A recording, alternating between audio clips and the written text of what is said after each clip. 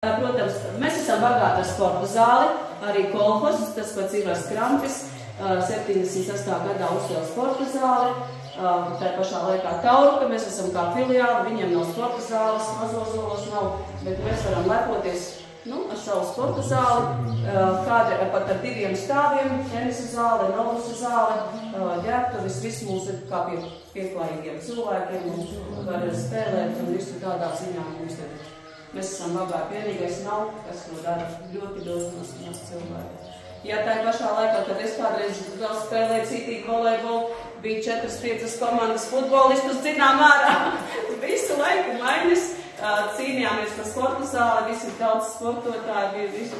Tas šobrīd ar jārau iekšā ar varām, lai nākot sportot. Klasēs var tikt.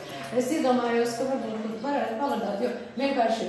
Ja ir vēlēšanās, tā ātri iziet cauri. Saprotiet par to, ka, lai, ja nu aiztais ciet, tad lai visi daudz zinātu, kas ir aiztaisīt ciet, jo paskatieties, kā ir saglabāts.